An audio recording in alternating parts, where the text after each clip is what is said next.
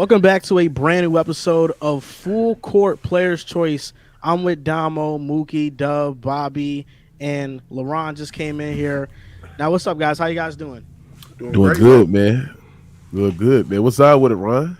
What's good, Mookie? Finally see you not be a host. You know what I'm Oh yeah, I stepped in here to get nasty. I'll play Georgetown D. Hey, when they got the slap in the floor, they said it's full court, so I'm picking up right when the ball coming down. saying? Now, the Yeah, biggest thing right now that's been happening in the NBA world is that Draymond Green got suspended. So, first things first, I want to get your thoughts on Draymond's suspension. Do you think that he deserved to get suspended? And what's your whole thoughts on the Sabonis situation? I'll start with you, Damo. Of course, I think Sabonis is a bum for grabbing his leg. As you can see in the other umpteenth angles, him grabbing at Clay's jersey, falling back. And again, I keep saying this on every platform I'm on. I never seen anybody defend their face with both their arms going opposite directions. I've only seen this in fight night. I've never seen this in real life. So I can't buy I was protecting my face situation. With that being said, I do agree with the suspension. Hey, listen, I love physical play. I grew up a shot guy. I love physical basketball. There is no place for you to be out here Nadambi consuming people in the chest on a basketball court. The suspension is fine. Him going at the fans, as much as I loved it, I love it. But after you stomp on a guy, you can't go up there, get at it with the fans to the point where they got to start pushing people back and making sure you say, nah, get him out of there. Plus, it's Draymond. He's warranted to get suspended after the other antics he's pulled and anything he's said during the series so far. I'm not upset with it. Two people can be wrong at once. I just want to know, is Bobby gonna lie again or later? Like again or later? Like you mean now or later or again or Let- like Again, and then again later, and then the time after. Are you just gonna lie today or not? about what? About what? About everything. What's up, Doug? No, I just want to know, like, what's your take on this whole incident with Hey, Sabonis? hey, Joel, who's next? Who's answering next, Joel? You can go next. Oh, me? Yeah. Okay. Well, like what Damo said, that's a fact, Damo. Two people can be wrong at the same time. Two people can be right. In this case, Draymond was wrong. Mm-hmm. Demontis wasn't holding on to Clay Thompson's jersey. He was battling to get in rebound position. Fact. He lost that battle, lost his footing. For me, it's just highly unlikely that I could just know that as soon as I hit the ground, if I just got eyes behind my head, then yeah, okay, I could see that. I could fall and just reach and grab Draymond's leg, but he didn't see Draymond's leg. He wasn't trying to grab Draymond's leg. He wasn't trying to hurt Draymond. He fell. He tried to cover up. His arm got wrapped around Draymond's leg, no doubt. When Draymond lifted his leg up, Sabonis moved his arms. If you look at the clip, you can see it. I personally don't think DeMontis had any ill intent. We all know Draymond always has ill intent. That's Draymond's MO. Draymond deserved the suspension. It should have been 2 games. And when when the NBA released the statement, they did say that the reason behind the suspension was Draymond's history of unsportsmanship. Yeah. Did you see the way he was acting after that? Like, Yeah, I mean, my thing thing is, look, I don't think DeMontis tried to grab his leg. If he did try to grab his leg, okay, whatever. But to stomp on him is one thing. But to stomp on him and then run around acting like, oh, look at what I did. I did something good. Calling people in the stands reproductive organs. You know what I'm saying? Like what's up, bro? Like that's just bad. That's bad all the way around. If you ask me, you know the commissioner's right there. So Yeah, that just shows complete disregard for everything. Yeah, I 100% agree with Big Ox saying, man, listen, Draymond Green is a dirty player. Matter of fact, you can make the claim that he's one of the most dirtiest player in the NBA right now. We seen him nut punch Steven Adams twice. We seen him when Kawhi Leonard was driving to the basket, grabbing him in mid-arm and slammed him to the goddamn ground. We seen him eye poke LeBron James. We see Draymond Green just do dirty stuff. So this is what happens with dirty players. Dirty players get dirty results, and it was just very, very right for the NBA to suspend Draymond Green. Listen, Sabonis. Listen, I rewatched the play. Right, I don't think Sabonis grabbed the man ankle. Man, he just got it tangled up to his arm, and Draymond Green reacted and stomped on the man rib cage. Now, what if it came out Sabonis got a punctured chest or broken ribs for Draymond Green doing that stuff? Man, Sabonis could have been out for the whole playoff series.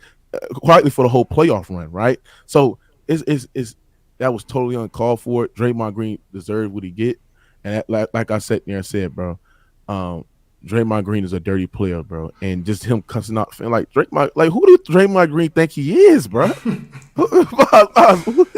Who he think he is? I mean, he's been carried his whole y'all career. Really thought, bro, y'all really he's been carried his whole career, and so now he feel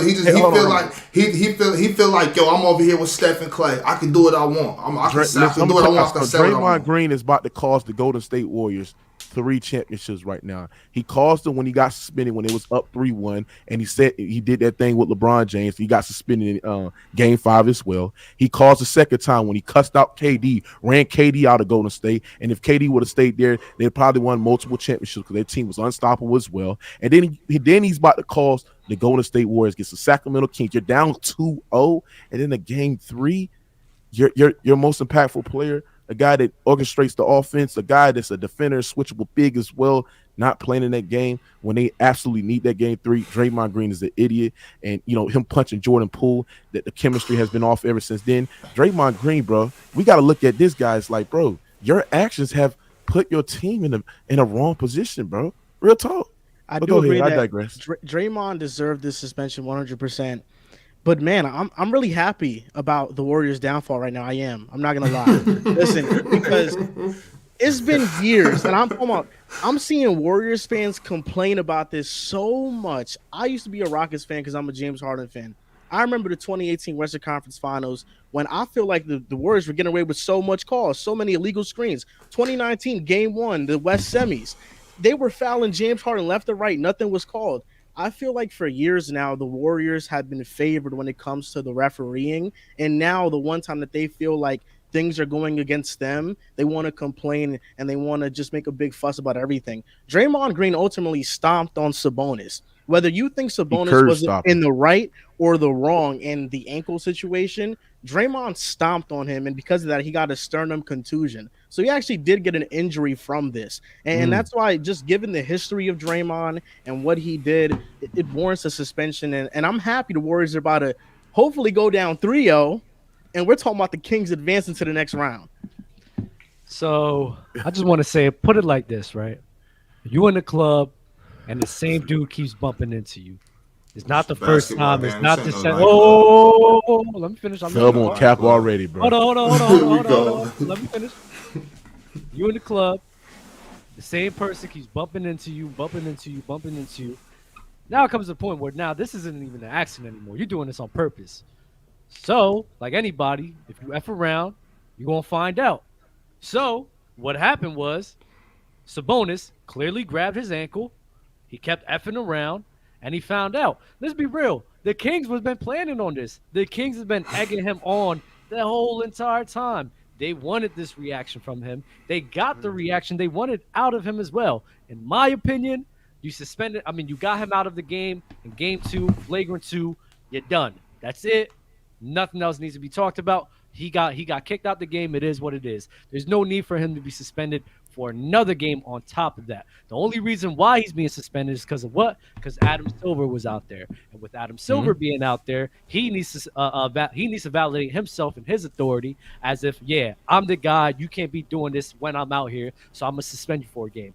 That's all it is, bro. In my opinion, Sabonis clearly did a dirty play. Dub, the thing about it is when you actually have power, you don't have to be. It's not a pissing contest, Dub.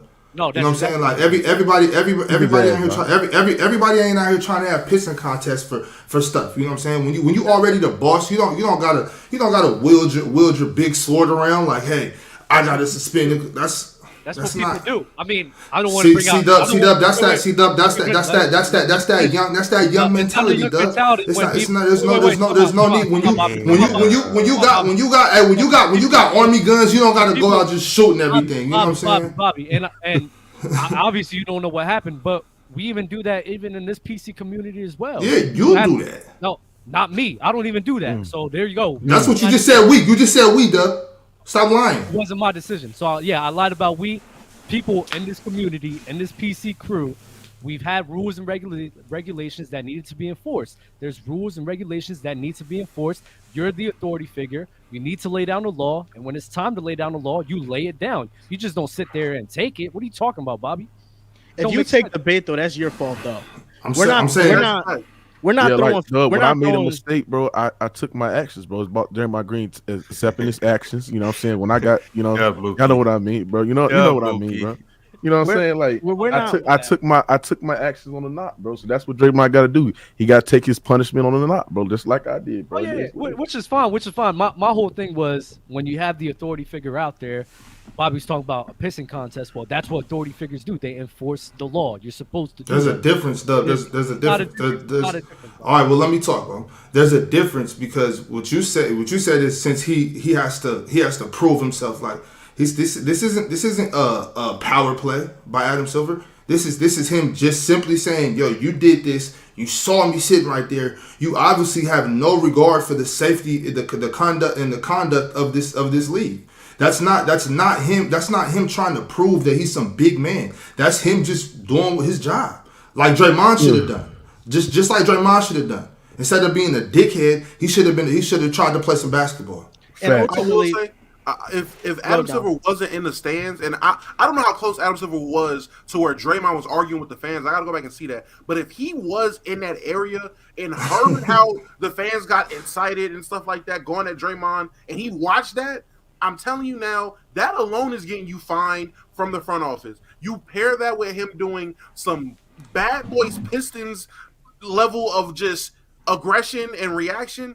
Yeah, bro, you're getting suspended. Like, I can't look at what happened and be like, yeah, nah, you're not getting suspended. If this happened with like Anthony Davis, I can see them just kicking him out the game and keeping it pushing. Because AD don't have a long history of going crazy. Yeah. If it's somebody else, but if Patrick Beverly stomp on somebody, he's getting tossed for a game. if it's Dylan Brooks, If it's guys with that reputation, you stomp on somebody and then you argue with the fans, go back and forth with the fans, and you incite it. Yeah, bro, you're getting suspended for at least a game. I can't. It's reasonable. It makes a lot of sense. And we also have to be fair to the Kings. I feel like going into this series, they were the big underdogs. You're not going to beat the Warriors without being physical and without trying to bait. Facts. You know, Draymond is the most emotional player on that team. So, of course, they're trying to get under his skin. But I think back to the finals this past year with the Celtics and the Warriors, there was a time where Draymond, when he fell to the floor on Jaylen Brown, he put his entire heel on Jaylen Brown's face. And Jaylen Brown didn't get up and he didn't stomp on Draymond. But this time around, Draymond stomped on Sabonis. So I feel like I understand they try to bait Draymond, but that's a smart game plan. Listen, this is their most emotional player. He's their leader on defense. You know, let's try to push him a little bit and see how far he goes. And it worked. I watched the GOAT bait Draymond in 2016 to get him kicked out of there so he can win a ring. It seems like a power play. If the greatest of all time can do it, I didn't know if MJ was still playing. MJ retired in he retired in I think 03. Yeah, 02. Magic Yeah, I Johnson think didn't 03. retire. Wait. Magic Johnson didn't retire in 03. What are y'all talking about? You got Magic Johnson. Kareem retired. Kareem retired. When did Kareem retire? Hold on, by the way, you got Magic Johnson over Michael Jordan? No, but there's only one MJ I acknowledge, and that's Magic Johnson. Michael is his name. His name What? is Mike. I ain't mad at you. I ain't mad at No, that. like that's only Cool one with MJ I that. know. That's I can get behind that. How can somebody be referred to as MJ when Magic is their nickname, not their real name? That lets you know how it really is. That's all I'm saying. So, Laurent, what do you think about this situation? That is fair. First off, I didn't know we was gonna be here lying today. So now I'm finna sit back and pick out everybody's lie up here. Stop laughing, Dub. I'm coming to you next. Bob, you first. We can't listen to shit you up here saying because you just biased. It don't matter what could have happened. Hey, Sabonis could have spit on Draymond, slapped Draymond, but he called his didn't. mama X, Y, and Z. Well, he grabbed his foot. Let's and you talk about what really happened. happened. Up here lying. No, now you sitting up here lying. Let's talk about what really happened. So first off, your biased glasses, you can't see nothing straight. And they got you sitting there googly eyed. Damn, you going to sleep with a DeMontis Sabonis jersey on. Facts. Now that's a fact. That's a fact. So and you know I do. Nothing you say, Mookie. It's the reason why you don't got your camera on today. You knew I came to cook, and you knew I was gonna cook. So keep your camera off. Now look, you sitting up here talking about, well, Draymond cost him this championship. Draymond cost him that championship. Yes. But what the heck? What did he get for him? I mean, All he right, was key, then. he was All key right, silver then. for that team, but he also And- lost some championships. I mean, we and he gotta won them championships, we gotta too. keep it both 4 sides, bro. chips. And he won them championships. 7 So all look, defensive Okay, but hold on, look. let's be real. Hold on, let's be real. DPOY. Draymond Green, if Draymond Green did not play for the Golden State Warriors, we won't be looking at Draymond Green. DeJuan Blair. That's not true. This That's man, not true. Draymond Green, is playing with the greatest shooting backcourt in Steph Curry and And they're Klay playing Thompson. with probably the He- best bro, hold on, player hold on, on hold on. the board. DeJuan Blair. All wait, this why- man why got to is that do, not true, all Damo? this, Why is that hold not on, true? all this man got to do is be the play initiator, pass to Steph and Klay, and defend, bro. What is y'all niggas talking about, bro? So Bro, who- stop so- just doing this. Stop acting like So who- Draymond who Green is else- so who else- different. who else would've You did got that to your that Golden Damo? State Warriors. Let Damo say this. DeJuan Go ahead, Blair. Damo. Go ahead, Damo. Steph Curry and Klay Thompson shooting is what's causing Draymond to be a 7-time All-Defensive Player. Their offense in 2016, 2017 was the reason he won DPOY.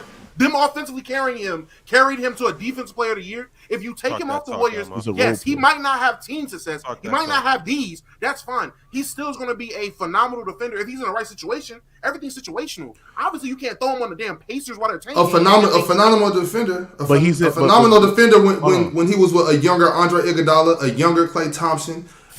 Better when they were better defenders. No, that's still And today. then still had last Reeves, bro. last year he folded and Andrew Wiggins had to cover up for him. Facts.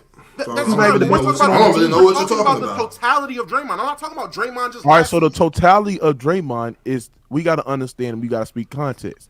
Draymond Green, the reason why Draymond Green can have this success as well is because he's on a great Golden State Warrior system that can maximize his talent. Draymond Green is the play initiator. He's a guy that can defend. He's a guy that can get rebounds as well. So he's no threat Wait. offensively. Don't But stop you got right to there. understand. Don't You got stop to right also there. understand. He's Hold the on, hardest player of that team, Ryan. too. You got to It's no also Golden understand. State. It's no spirit in Golden State. It's no Steph Curry ain't running around dancing and shimmying and doing all of that. Klay Thompson ain't talking out the side of his neck without Draymond there to pump them up. To put that But hold battery on, in their back, they not doing that. Ryan. What I'm saying is that if as well we say Steph is, how as well we say how Klay is, right, and that Golden State Warriors system is as well. You telling me that the Golden State Warriors will not find a way to win championships without Draymond? No, they wouldn't win championships without No. Draymond. No, Are he's you- that Oh important. my goodness. When KD was there, Oh they my wouldn't win without goodness, Draymond. Hey, Kevin for Durant sure. is different. I mean, that's Kevin Durant with Curry, but For sure, Draymond for sure. Green, Okay, so if I take Draymond Even Green, last year, Joel. hold on. Think about this. historically, Draymond Green's a great player, but he's still a great player right now. He's still Hold one on, of the best players Joel. in What the I'm league. saying is this: if I take Draymond Green out of the team in 16 and 17, do the Golden State Warriors still win those championships? with Kevin Durant. Yes. Yeah, they still. All right, then, bro. So stop. Yeah, but it, bro. they have to replace Draymond with a serviceable player though. They could replace Like Draymond DeJuan with a- Blair. Oh man, get Yo, out of here. without Draymond, KD don't even go there. That's You a want to know fact. why? You want to know Why? why? Because without Draymond, Kevin Durant makes it to the championship and plays against LeBron James, and so he runs it back. He don't leave OKC. So that's he doesn't leave OKC. So what are we talking about? You This said, year, hold on, This That's year, fair, the Ryan. Warriors, Draymond Green. That's fair. hold on. So you This- telling me? Go ahead. my bad. This year, the Warriors have the 19th defense rating in the NBA, but with Draymond on the floor, number one. Can I? So that's can how I, important he is this year for them. Can I add on to this, and anybody could interject? Yeah, and you're Was next. it was You're it next, me? Dub. Was it me, or is it just me, or didn't we not see Draymond Green guarding Jaylen Brown in the finals Getting cooked by last year? getting against cooked by the Celtics? Jalen. Well, Jaylen Brown had his worst series, postseason series against the Golden State Warriors. Yeah, but you gotta understand the most impactful defender in that series was Andrew Wiggins because his defense on Jason Tatum in that series stopping the head of state. And you gotta understand that the way that they were guarding Jason Tatum compared to what the way they was guarding Jaylen Brown, they was basically guarding Jaylen Brown one-on-one. They was literally triple team every time with Jason Tatum So get that to the adds rim on. as well. Wait, that So actually when I- helps. That helps Draymond's case because him being the primary one-on-one guy. He wasn't the holding primary defender on him. Draymond Yes, he Green was. got switched on him. He was not the primary defender on Jaylen Brown. What are we doing? He was After, he was like, one of the- Dub, who was he guarding? Jalen or Jason, Dub? Make up your mind. I said who was Draymond he was guarding? guarding Jalen. What are you talking about? And now you're talking No, about you guarding. No, but what I'm saying is this: is that the impact, the guy that had the most impactful defensive impact in that series in the finals was Andrew Wiggins. If Andrew Wiggins' defense on stopping Tatum, on getting to that mid range for driving right, contesting every shot as well. I think he shot below 20-something% from the mid range when Andrew Wiggins was guarding goddamn Jason Tatum as well. Very inefficient from the field as well. If they don't have Andrew Wiggins in that series, and plus let's talk about how Draymond Green had more fouls than he had. He had more fouls than he had, I believe, points that series at one point of the career in that series. Not only that, he got fouled out in that series as well. Not only that, Andrew Wiggins, his impact in that series, bro. Come on, bro. Let's not do What this. does Shit. that have anything to do with? What does that have anything to do with Draymond Green guarding Jaylen Brown? That no everything. Draymond Green did not, bro. Draymond Green was not the primary defender on Jaylen Brown. That's okay, what I'm saying. who was guarding Jaylen Brown then? It was Klay Thompson. Oh It was God. Klay. Go ahead, double. Go ahead, double. At was first, he gonna say- was. I would have to go back and actually watch to be thorough about who was guarding who. But if Draymond was getting cooked by Jaylen Brown, my only answer would be, nigga, who is Jaylen Brown not cooking? It's one thing if Tony Craig is cooking Draymond. We got this conversation. But Jaylen Brown is a bucket. If you're getting scored on by a great offensive talent, I mean, all you can do is put, hey, great defense. I mean, great offense always be great defense, no matter how you want to put it. So that's how I would look at that. I'm not going to knock Draymond because Jaylen Brown, of all people who have shown extreme growth in his offensive game since coming out of college, is getting buckets on him in the finals. That's a fact, Damo. But how come? Somebody before that said that he was locking Jaylen Brown. So was he or was he not? Well, the good thing about all this is somebody lied. soon we're gonna find out Draymond Green how he looks like in another situation, because I think he's leaving Golden State after this season. I don't think they bring him back. The glazing he been doing for LeBron, he might be in LA. Yeah, they said the Lakers view Draymond as a dream offseason target if he hits free agency this summer. How do you think he'd do on the Lakers with AD and LeBron? Bro.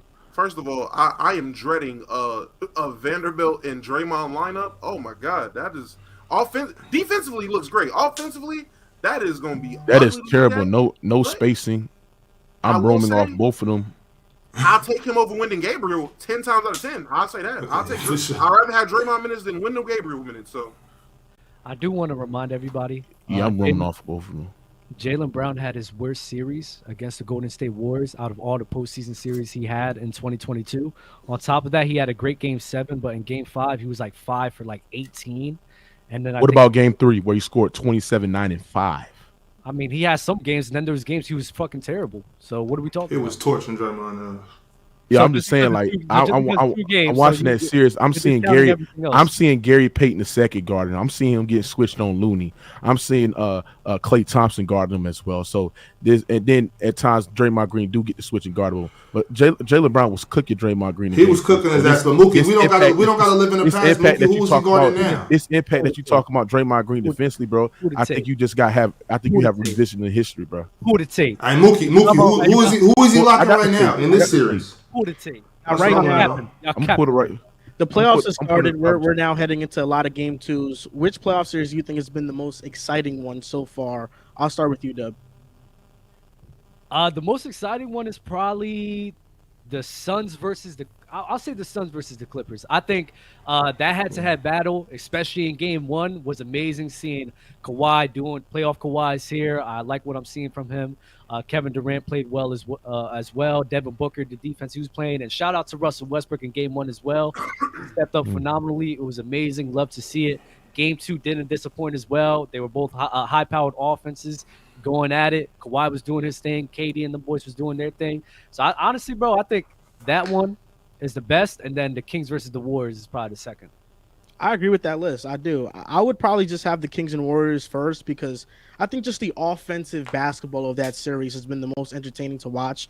The Kawhi and KD battle has been fun, but the Suns and Clippers, I don't know. It just feels like the Clippers go on stretches where they're so cold, and the Suns do as well, and then they go on these late runs. Whereas, like, I feel like the Suns, I feel like the Kings and Warriors series all around from the first quarter to the fourth is just the most exciting brand of basketball offensively for the most part.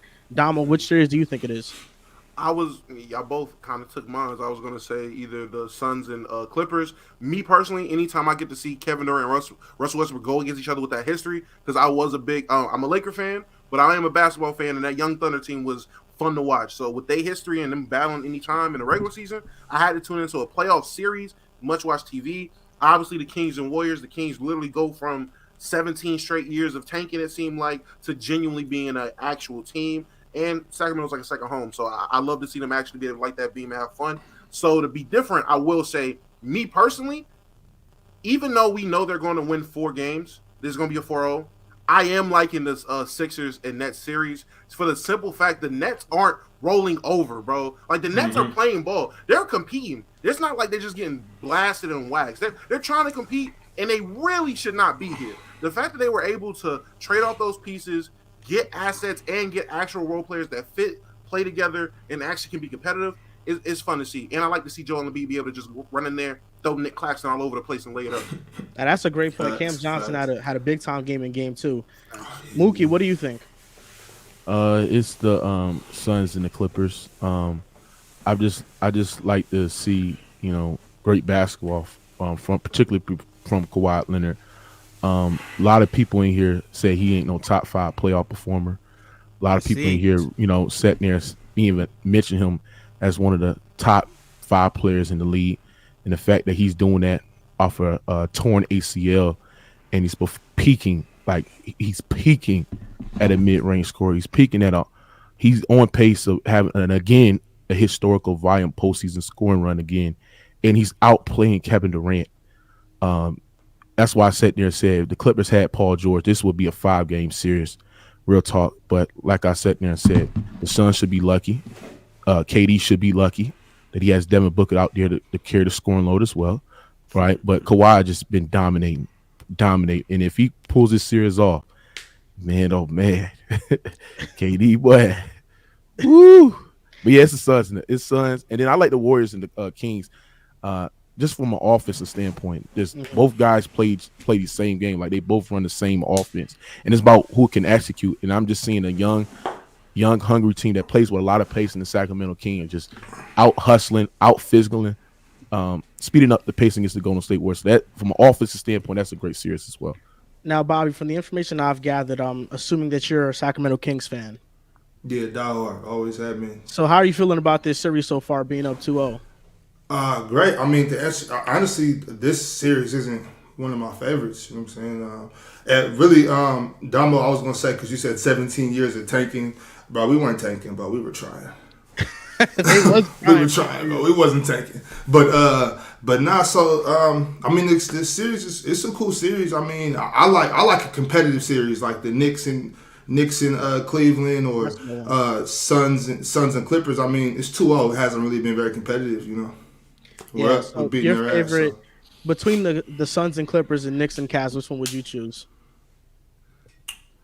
Probably Knicks and Cavs because I really like Evan Mobley. I'm really excited to see what this postseason to do for him. I think that Julius Randle is a good first. You know that's a good first round matchup to let him know how serious the playoffs are. It's going to be super physical trying to guard Julius, and it's just you're never going to have any off nights. You know Julius is going to get his shots up. You know Julius is going to bang you. You know what I'm saying. So you got to be ready to play at all times. Julius is the type of cat that he might have an off night or he might give you 40. So I like to see that for Evan Mobley. That's who I'm most watching is Evan Mobley. But I'm also excited to see Donovan Mitchell be able to kind of facilitate 13 assists last night, right? I like to see that for Donovan Mitchell. He hasn't been able to do that, you know, with Utah. So I really am digging that Knicks Cavs series. And Ron, what do you think? I was going to say the Knicks and the Cavs too. Obviously, it's competitive. The Knicks won the first game, which it actually kind of shocked everybody. But, I mean, if you've been watching the Knicks all year, you know that they really like that. And then the Cavs came back, bounced back. What makes them like that? What you mean what makes them like that? The same reason that they won the game. The Knicks is a hard-nosed team. Like, they actually kind of embody New York. Like, Jalen Brunson, he a tough-nosed point guard or hard-nosed point guard. Jalen Brunson ain't no punk. Julius Randle, y'all can sit up here and say his game's ugly all you guys want to. Julius ain't no punk. Mitchell Robinson, he not taking that shit from who can't go right? Playoff Randle Julius can't go right, bro. Okay, so then stop him going left. They stop him going left. They force him right. He can't do it. They can't. They can't stop Jalen Brunson from going left. I mean, you got to give respect to the Knicks. We do embody New York. Josh Hart, offensive rebound. He's a rebounding machine. I think he's one of the best rebounding guards in the league. Although the Knicks series is very entertaining, Game 2 was such a disappointment. Everybody played bad. And right now, I just don't know what to expect from RJ Barrett moving forward. He's just been such a big-time disappointment as a third overall pick. And it just really feels like he does nothing well offensively. He's such a huge liability, and I feel like the Knicks have to start Emmanuel quickly next game because RJ just gives him no floor spacing. Do they move off of RJ after the season? It's likely, but I just don't know who take him. Like, who would trade for RJ Barrett given the contract the Knicks gave him in the offseason? And Hey, given Joel, his you a playoff Knicks fan? performances, I am a Knicks fan. So you had your team losing the 5? Nah, I picked the Knicks before the series started. I could have Yo, sworn you I said I had Cleveland 5. I did last- have the Cavs. So last Wednesday we were on the show. Before I like dived into the matches for real, my like just gut feeling was Warriors over Kings and Cavs over Knicks. Then I dived into it more and I changed my prediction from Knicks over Cavs and Kings over You Warriors. dive deep in the water. Yeah, I dived deep in the water for sure. I was watching the film. The Kings one I felt good about. The Knicks one is kind of weird though because I trust Jalen Brunson, but Julius Randle I don't trust him as a playoff performer still. I don't. Game 1, first half, game 1, I was like, okay, we might get a good Julius Randle. Second half, he was dog shit. Then game 2, he was horrible. So I don't know what to expect. And right now, Quentin Grimes, IQ, they're not playing well. But I think back at the Garden, we could play better. And on top of that, like we did our job. We stole one at Cleveland. That's what we needed to do. Now we just protect home court, and this series could really be ours. Joel, I really don't think you guys stole one. I think you guys went out and took that game, and I think you guys is gonna. I'm not surprised if it goes back. If you guys go up 2 or go up 3-1. I'm not surprised if the Knicks win both games at home because I'm like, yeah, Donovan Mitchell, he has showed up in the playoffs, but I'm not expecting Donovan Mitchell to carry. And even if he does, he had 38 the first game, right? He did. He had Yeah. 15 last game, and Darius Garland stepped up. Yeah, he played bad shooting wise, but he was doing everything else. Well, at least Usually guys doing other stuff. Usually guys like Donovan Mitchell, they show up big in the Garden though. But that's what I'm saying though. Everybody shows I the don't think that moves the needle though. I think that they can still weather the storm if Donovan Mitchell goes crazy. And so I just feel like it's something brewing in New York. We're not giving them enough credit. They feel like they're the underdogs, but they clearly have shown that they can get at Cleveland. So Yeah. I mean, I'm telling you, I got the Knicks damn near going up 3-1. Joel, let me ask you this, right? Knicks. How do you feel about playoff Julius Randle showing his face again? I don't know what to expect. You know, I definitely don't have expectations for Julius Randle in the playoffs. I expect him to play bad. That's my expectation.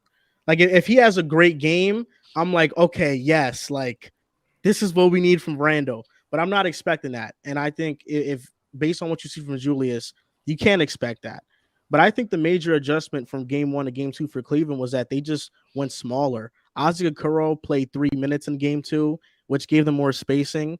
And then they had a lineup out there of Garland, Mitchell, Shetty Osman, LeVert, and Allen. So they just had more spacing.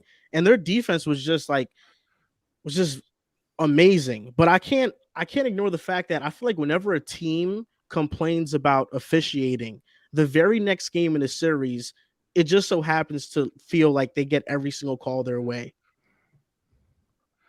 Yeah, the refs got to right their wrongs, huh? Yeah, they do. On to least exciting series. Which one has been the least exciting for you? For me, it's been Joel, right quick. Yeah. Because I do want to. I had mentioned the Knicks in the Cavs series, but I did want to mention that a series that I do think will turn out to be the most exciting, or one of the most exciting that nobody's talked about.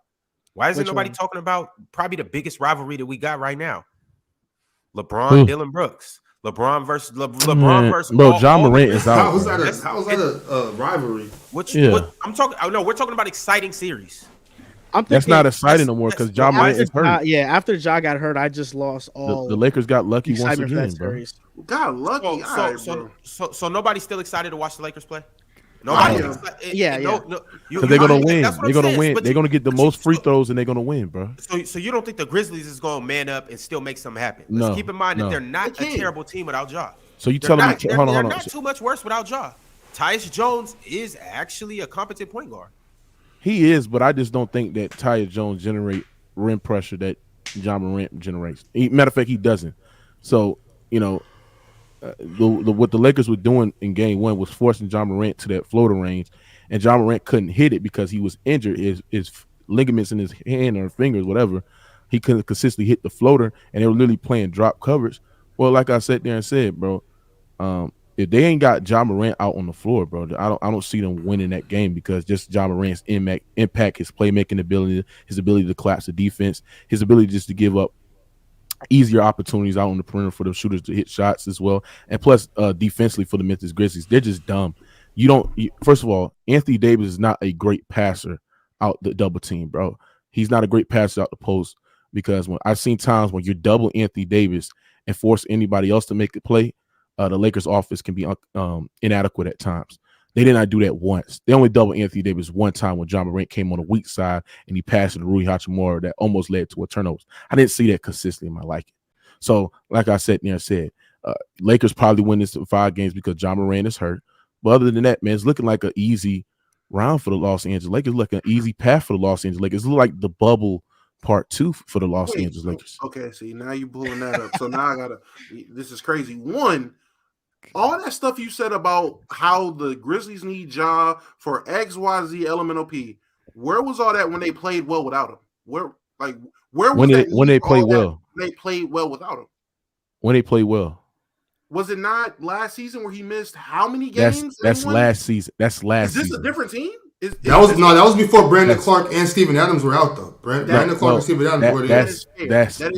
That's last season. And plus, I hate when people sit there and say like, "Oh yeah, they played great without him," but you got to look at the teams that they play because that could be deceiving at times. You hear me? So, like I said, I mean, we got to go look it up. If I go look it up, I bet there's gonna be some teams that missing. I bet there's gonna be some teams that missing their second best player, their third best player as well. I mean, there's gonna be teams where they was on the second night of the back to back. With Tyus Jones starting at point guard, they went 20-2. Yeah, but that's not a knock on Ja though. That's a great stat, but it's like they're not only missing Ja, they're missing Steven Adams and Brandon Clark. They're missing 3 of their top rotation players. Rebounders. I get that, and that's why for me, that's fair. The excitement in this series is just totally lost. And game 1, Rui had the out of body performance. I did not expect that at all. Dub, what do you? That's not going to be duplicated. I have the Grizzlies record without John Morant this year is 21-6. Who they face? Who the 21 wins this year? I mean, 21-6. All right, I'll look into it, but I just found I just don't want to be no confusion. People be like, "Oh, they beat a bottom feeder 4 times each it conference." Doesn't matter. 21-6 is but then you gotta put it to context. Oh, my bad. I just found it. They're actually 11-10 this year. Yeah, so they barely one game over 500. And they beat Miami, they beat Atlanta, they beat Utah, they beat the Spurs, they beat Golden State, they beat Dallas. They beat Dallas twice, actually. Now, who played that Golden State game March 9th? Huh? Who played in that Golden State game in March 9th? Let me check. Now, a growing debate within this series is that Austin Reeves played really good in game 1. And then LeBron basically said that, he's always known that he was going to be a good player since training camp and stuff. The big debate now is Jordan Poole versus Austin Reeves. Do you think it's overreactionary to say Reeves is a better player, or do you think that it's warranted? The thing is overreactionary. And I'm an AR-15 guy. Trust me, I love my AR-15. It shoots for real.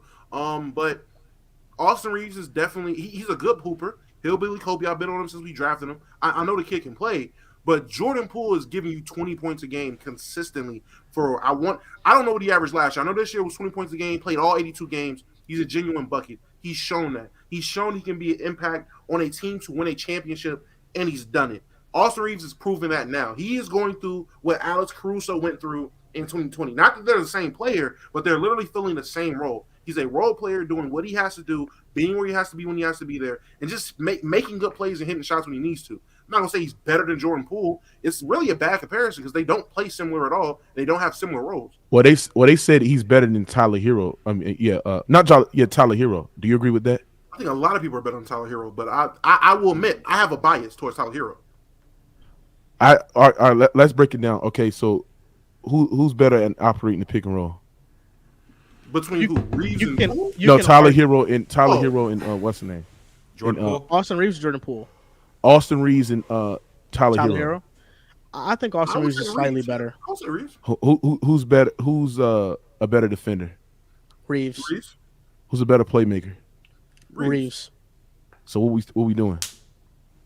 And I don't think there's a big gap between the shooting. Now, there's probably a big gap because for scoring because Tyler Hero is in the situational where he has to be somewhat of the leading scorer because the Heat lacks elite scorers on their team. I think there's a gap. There's a gap though. I think he's clearly a better scorer, but operating the pick and roll. No, I'm saying it's not a gap. It's not a gap between their shooting abilities, but if you want to say it's a gap between their scoring abilities, It might I don't be want to knock. it's not a Austin gap Reeves. between their shooting. It's What not do you even a mic to it. It's definitely a gap. No, it's a gap. Yes. It's a gap between their shooting. Volume? Isn't there a clear gap between their volume and the amount of threes they're taking too? Like if he's hitting a bigger clip at a way bigger volume, like yeah, there's a gap, guy. Yeah, Reeves is taking I think 2 threes a game, 2 to 3 threes a game. So I feel like I don't know. Reeves is a good player. There's no doubt, but it also things kind of get jaded when you're playing with LeBron and you have that type of role. Like I think Jordan Poole, Tyler Hero playing with LeBron could look similarly, and they could lock in more defensively. I like Reeves a lot, but I do think that this current run that he's on in the playoff game 1, is a bit of more reaction, more so for the Poole thing, because Tyler Hero outside his rookie year has not done nothing in the playoffs, but Jordan Poole, his playoff debut, he had 30 points.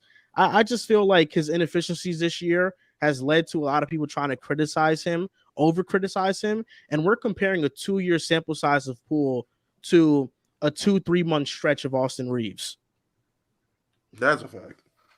I mean, I just think Austin Reeves just got better upside. I think Austin Reeves is just his ability just to get better every year. Just his ability to get to the free throw line. I think that's very, very underrated. Just to draw 2 defenders in and just get them in an up fake and just get to the line as well. I think his ability to operate from the pick and roll, to hit the midi, hit the elbow jumper as well. His versatility in his scoring just is improved as well. Him being a knockdown shooter, him being a guy that can play in the passing lanes as well. Right. I just think from Austin Reeves' standpoint, there's a reason why teams or agents in the league sitting there saying that he's about to be worth over $100 million contract. Do y'all agree with that? Because I mean, that's what the Liams, the GMs, and the agents are saying, bro. Yo, but Mookie, Jordan Poole and Tyler Hero already have that.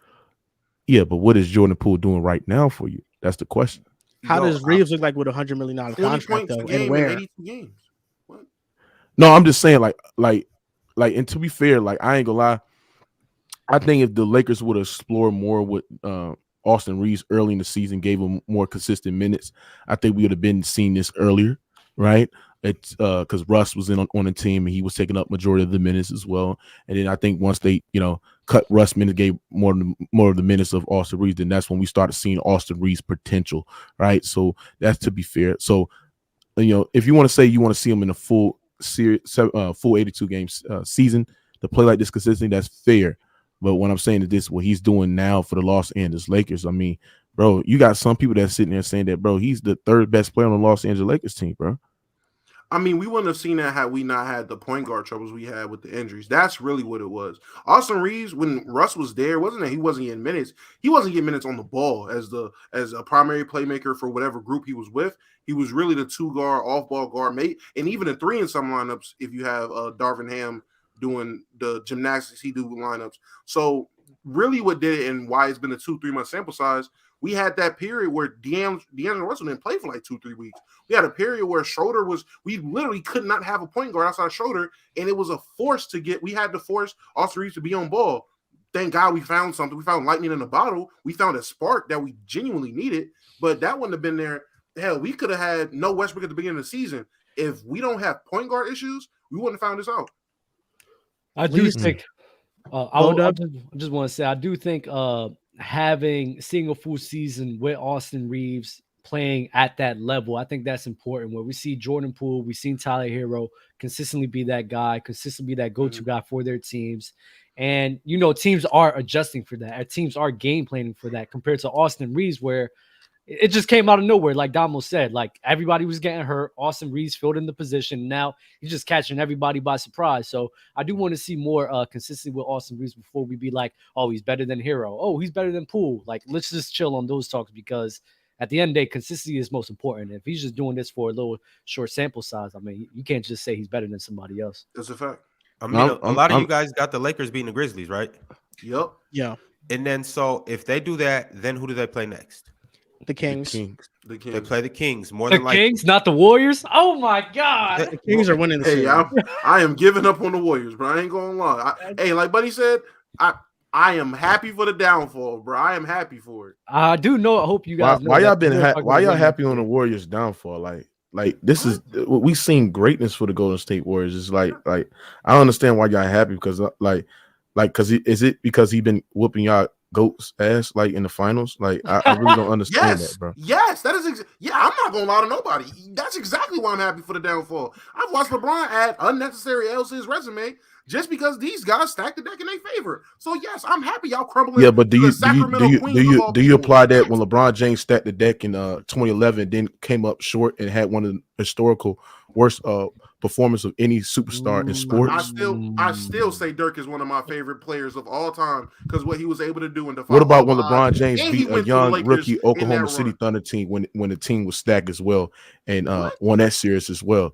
Like I don't understand why y'all Are don't you apply the saying was same I energy. happy Listen, I for the Heat's understand. demise? Yes, I was happy when the Heat demise as well. Yes, I was like, thank God LeBron's out of Miami. Yes, So I don't understand why you mad at the Golden State Warriors just because I'm they not. beat I'm being LeBron consistent. James and Steph Curry has proven that he like the Golden State Warriors is the best team in his generation as well. I just don't understand why y'all just getting mad at that, bro.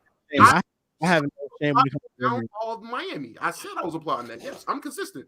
I have no shame when it comes to the Warriors' downfall at all. I know Mookie as a Clippers fan, you don't really have to go up against them in the playoffs and stuff. No, I'm not a Clippers. I'm not a Clippers fan. Like, Yo, Domo, your face when you was like, yeah, I'm consistent. Like, what are we talking about? Like, that was But hilarious, bro. I'm like, As I a just James- said, I'm praising. as a James Harden fan in Houston, the Warriors was the one team that they always kept losing to. So I'm happy to see this Warriors downfall. I am. And also, we talk about the greatness. I think that Kevin Jaren Durant Jackson winning them, Jr. out?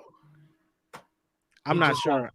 I think He he probably might out the have been game. He's injured going on to my the back screen. right now. I'm just now. Oh my He's running to the gosh, back. bro. He's walking on his Oh. own in his own fruition though. He's walking by himself. He's running like jogging back to Oh man, But yeah. yeah, he's in the back. Oh yeah. This series, Hey, who is it? Pack him up. Oh, Pack Triple him J. up. Triple J's in the back pocket. Yep. Hey man. Yeah, man, this is bubble part 2, bro. Damn. And you know what's great? Everybody keeps saying, "Oh my God, the Lakers got it easy." Bro, it's quite Lakers funny, got- bro. It's Hey, quite man, funny how it ain't everybody fun when the is Raptors got the breaking. gun. Hold on, In it's 2021, when Bro, the Lakers got hurt, when LeBron was hurt dang near half the season, AD was hurt half the season, and the Suns beat us with AD leaving in what game 1, game 2, AD gets hurt. Everyone was saying, "Next Bro, man but up, it's play ball." So bro, hey man, give me these Xavier Tillman minutes. Tell him to step up. Give me No. them Aldama minutes, bro. Tell him to get some corner threes. no, or but something. it's fun. It's quite funny how Oh, Dylan Kenneth Brooks. Lofton. it's quite funny how Dylan Brooks. it's quite funny. Kenneth Like, Lofton minutes. It's ironic how like everything is working in the Lakers' favor. Like they against the playing tournament, they miss Jaden McDaniels. They also miss Rudy Gobert, who was the best rim protector on their team. 2 of their best defenders was out, and the Lakers somehow went life to death and went to the playoffs, winning that game against the Minnesota Timberwolves. Then since that league tantrum game, since January 28th, the Lakers have led the NBA in free throw disparity. On top of that, they led the NBA in free throw attempts. So we all know that the league was partying y'all getting to the playoffs as well because they just didn't want to see their biggest box office miss the playoffs again and getting y'all piece. I got. Hold on, Mookie. You lagging a bit. You know, I'm It's expecting. Kenny Lofton time. Yo, Oh, J- Hold on, Jared y'all hear me? Jackson, Y'all hear me? Y'all hear Yeah, me? we hear Ice you. just got an and All one. right. It's gonna be all right. And this Listen, series gonna be 1-1. I'm expecting the Kings to move on, and I don't think that's an easy series for the Lakers if that's the matchup. I don't. That's what I'm saying. I needed Memphis to take the Lakers to at least 6. You know what I'm saying? We got to Bro, wear if Bron Jared down a Jackson little is out bit. and God's out, bro, this series is over. It's Well, hold on. over. Let's bring it back though, because remember I was talking about Austin Reeves, and I said the Lakers are more than likely going to win this Grizzlies series, right? Then they're gonna more than likely go play the Kings or the Warriors. Then they have to, if they advance in that series, they have to go to the Western Conference Finals. The point I'm making is we will see, based on this playoff run, exactly who Austin Reeves is and what he's about. Now, as of right now, Austin Reeves is a good player. We all like Austin Reeves. But we're going to see if, yes, he showed up in a big game, game 1. But we're going to see if he can continue to do that or if he's going to be a guy where he'll win you 1 game out of the series. Or we'll see if he's consistently that dude. We really going to see what he's about. Or if we going to see if he's a guy that he had that 1 game, but that doesn't necessarily define him. He's not really all of that. But That's a good But point. even if he does ball out for the playoffs, has a great playoff run, what if he gets paid and then pulls a Duncan Robinson? Like, what if he gets paid? Could be And that. I'm sorry about. And listen, I'm not trying to throw no heat jabs. It's just relevant. But what if he gets paid and he doesn't produce after he gets paid? Because that's one thing I will give the credit Jordan Poole to. And this is the third time I'm bringing it up.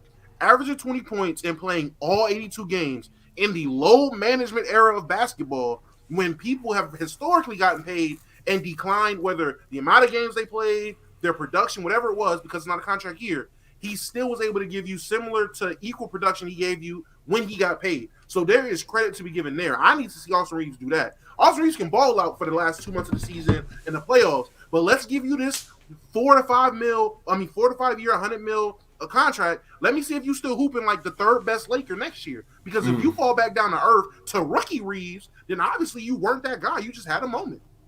Yeah, he just had a moment right now. He just got a crazy and one. Yeah, he did. Least exciting playoff series.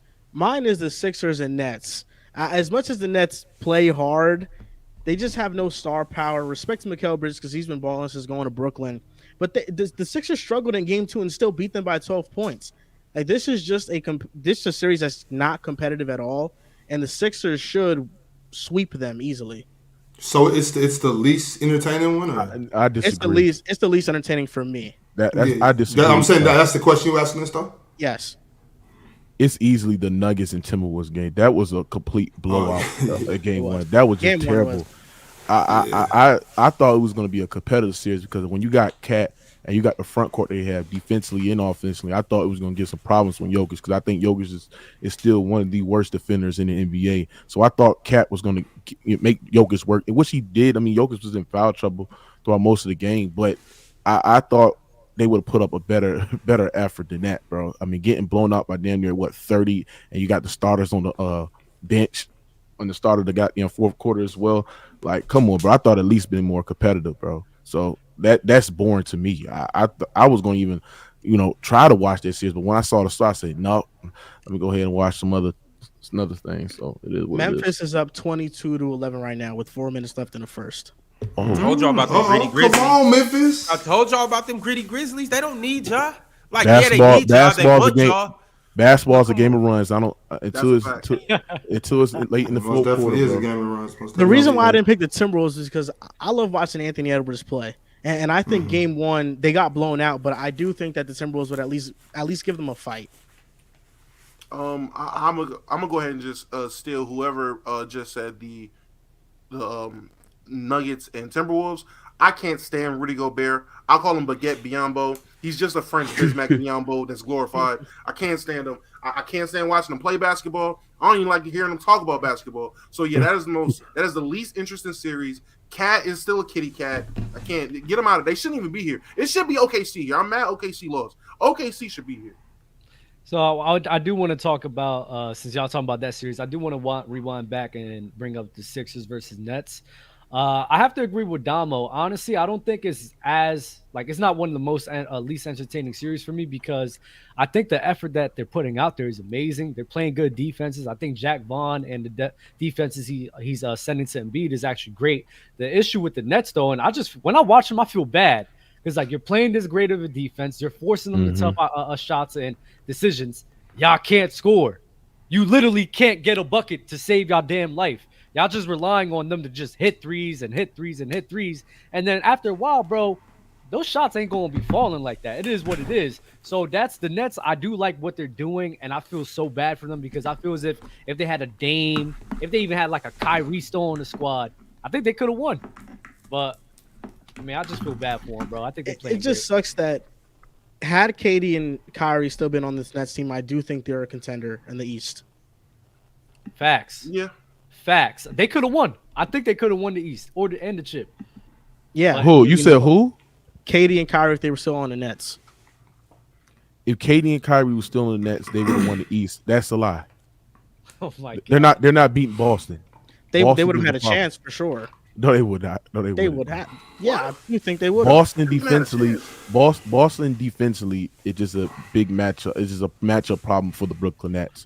Where you have a great of a front court like they have, and you got switchable wings as well that could body Kevin Durant, that could front Kevin Durant as well. You got a great POA defender and Marcus Smart and Derek White, who can bother Kyrie Irving, who can fight over the screens as well, who can contest as well. And then you surround that with an elite 3-point shooting. Their offense is what, top 2, top 3 in the lead. Bro, Boston would have mopped the floor with the Brooklyn Nets. Probably been in 5 games, probably maybe be in 6. Maybe not a sweep this year, maybe just 5. Yeah, probably 5 games. I would say to me the most boring. Yeah, I would say the Kings and Warriors. I mean, we expected more from the Warriors. They let us down. The Warriors let us down. They let the whole world down. I was expecting a whole lot more from them. So yeah, I'm gonna go with that one as the most boring. Oh, so these are your champs. This is wild. Bob, bro, you being too cocky, bro. Because you being too cocky right now. Because they can still beat y'all at home. I'm not. Hey, Mookie, I'm not on the team. I'm talking my shit, nigga. Celtics and Hawks honorable mention.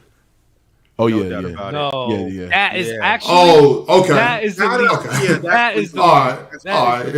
No, the reason why I want to say that's the least because I like how the Celtics offense is playing. Their offense is very, very entertaining. So at least I can look forward to that and their defense. Like I can I've trust. watched It's just a 4 one-man minutes of show. that series. Yeah, it's just a one-man show. It's just the Boston Celtics just killing them. So it's like, why are we watching this? Exactly. And then Trae Young can't get no screens because he got somebody that's chasing them downhill. You got different bodies that you can switch up on them. Oh man, that just Get the brooms out. Get the brooms. Yeah, it's a sweep. I'm They just get looking forward to the swept Celtics in and Just talking 76ers. about match. I'm just looking forward to that 76ers and Celtics series, yeah, that's gonna be really fun. What you said? That's a Dom? 7-game series. I was about to say the Hawks get swept this series. It's officially trading Trae Young, right? It's official. Do I you don't trade know. Trae Young at his lowest value? I mean, I don't think his value gets any higher here. From here, next year, it's like the Belichick rule. I have the Belichick philosophy. I'd rather be 2 years early than 2 years too late trading somebody. If his value right now is his lowest, next year is going to be lower. The year after that is going to be lower. So you might as well get him off now. You have DeJounte Murray still. Obviously, DeJounte Murray isn't the best guard, but he's still an all-star caliber point guard in this league. You trade Trae Young, you either get another star player to put next or star-like player next to not next to DeJounte, in front of DeJounte, or you find extreme amounts of depth and assets and go into this offseason and try to make some moves to do what you can. But it doesn't work with Trae Young. Y'all can't build around him. Whether it's his fault, the front office's fault, Atlanta's fault. It doesn't work. Dama, you fired your head coach though for Trae Young. So it's like after you fire your coach, you have to roll with him now. I mean, true. So if you want to be the Eastern Conference Trailblazers and you're just going to hold on to Trae Young and move every single piece on the team for the next 3, 4, 5 years, and then he becomes 30 and bitter with $250 million, then hey, that's your prerogative to do that, gang. But yeah, but Damo would like Damo's like when we talking like Hawks fans say the same stuff, bro. I talked to a Hawks fan today, man. They sat there and said they want Trae Young gone, bro, and I'm just like, bro, like the reason why y'all have Trae Young is to be in playoff contention every year. So when you move Trae Young, and I don't believe you're gonna get another star back for Trae Young because, like y'all said there and said his value is not that high. You're gonna just basically get some great pieces. You know, you probably got some good 3D pieces as well. But y'all not with Javonte Murray led Atlanta Hawks is not no playoff team. That's not no playoff team. Like Trae Young, the reason why you have Trae Young on your team is to tend for the playoffs, and somehow he can develop and get better, so y'all possibly one day contend for a championship. So now you're removing Trae Young and you get pieces of the surrounding Javonte Murray. You trust Javonte Murray to lead the Atlanta Hawks to the playoffs every single year. I just don't see that happen. If they're gonna do that, then that means they just go on a straight rebuild mode. Because if you go ahead. Let me throw a hypothetical trade because I was talking about this in my Discord and we were just trying to find like just random trade scenarios that will work for both teams. And listen, totally hypothetical crazy situation, but if the Atlanta Hawks go, we got Trae Young and John Collins, Minnesota, let me get Cat and somebody else. Cat and Conley. Is that such a bad move? Is that a crazy move? Terrible. For the Hawks? That's terrible. For the Hawks? Terrible. Terrible. That's terrible for Minnesota, in my opinion. It's terrible for both teams. Yeah, Really? because I think I don't want to give up 2 Collins- All-Stars for Cat. I don't want to give up 1 All-Star for Cat. Yeah. Yep. So you telling me Cat- Javonte Murray and Cat? Ugh. That's Yeah, Cat. Obviously, I'm not saying they're about to win a championship or even be a playoff team, but this is just you said DeJounte and Trey? No. Trey No, and John Trey and Collins. John Collins. Trey and John Collins. Oh, okay, they go to okay. Minnesota. And Minnesota sends you Cat, Mike Conley, or Cat and the amount of players to make up the contracts or whatever to send Cat away because they got to make a choice too. The Timberwolves, this whole 2 big man thing they got going on, that's not going to work. You got to choose between either your old number 1 pick or your more recent number 1 pick, Cat or AE. Both of them aren't going to work long term together because they aren't cut from the same cloth. And it's a dog. Karl Anthony Towns is a cat. It just ain't going to work, bro. This ain't cat dog. I don't like the Collins and Gobert frontcourt fit, but I do think that Trae Young paired up with Edwards and McDaniels does mask his defensive liabilities. So I do like that fit. And I think Anthony Edwards has been needing a playmaker. Conley's fine, but Conley is just older now. So I do like that slightly for Minnesota. But for Atlanta, I feel like that just leaves them in the same situation they're currently in. Fair. They'll probably end up if that was to happen, Atlanta will get some draft picks along with it too. Oh yeah, they'll be able to build. They'll get some draft capital. I'm assuming they'll probably get. What about Jaylen Brown? Trading Trae Young for Jaylen Brown. I don't think Boston does. I don't see why Boston does that. Why Jaylen Brown? Oh my God! You know what? I'm tired. You know what? Speaking of Jaylen Brown, somebody gave me the stat. Shout out to I think Damian Prince. 38% is what Jaylen Brown shot guarded by Draymond Green. 38%. Not for everybody in the chat to know. He got locked up. It's cool.